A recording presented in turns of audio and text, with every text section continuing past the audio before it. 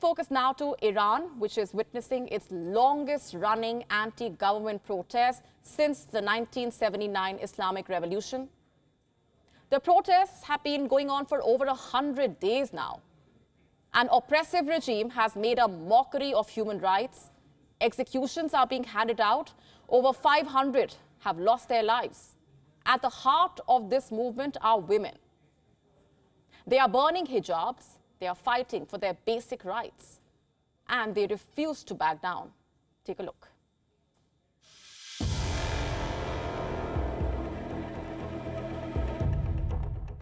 The protesters started after the death of 22-year-old Mahsa Amini while in the custody of the morality police. Why was she arrested? For not wearing her hijab properly. Her death triggered an anti-regime movement in Iran. Protests erupted across the country. Support poured in from across the world.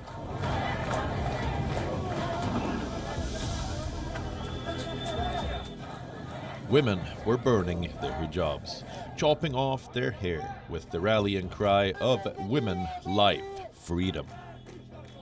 What started out as a wave of protests transformed into a revolutionary movement, calling for a regime change.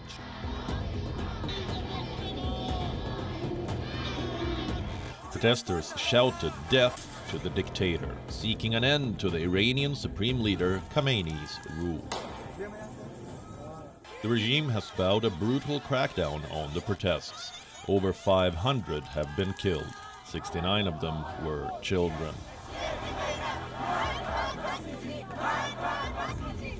Those arrested are being brutally beaten up and tortured. Despite these atrocities, protesters are keeping the movement alive. Women have been at the forefront of these protests. They have defied strict religious rules. The youngest have been taking on the mightiest. Schoolgirls have been taking to the streets. Youngsters are also resorting to turban tossing. They sneak up behind Shia Muslim clerics, knock their turbans off and run away. The price for this act is a hefty one. A 16-year-old was arrested for turban tossing. Reports say he was kept in custody for 10 days. He was beaten up and given unknown pills. 2 days after his release, he committed suicide.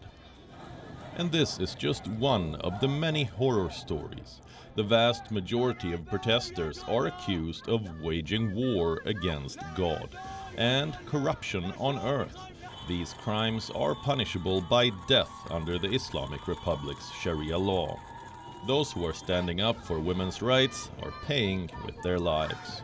While Iranians fight for their rights, the situation continues to worsen in Afghanistan.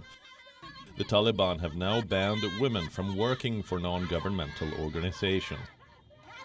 And the decision once again boils down to the dress code. The Taliban say women had broken the dress code by not wearing hijabs. Only days ago, the Taliban banned women from universities.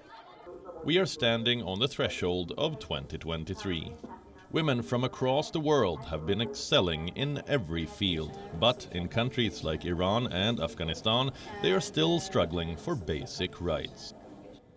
When will these countries finally start treating women as equals and not as second-class citizens?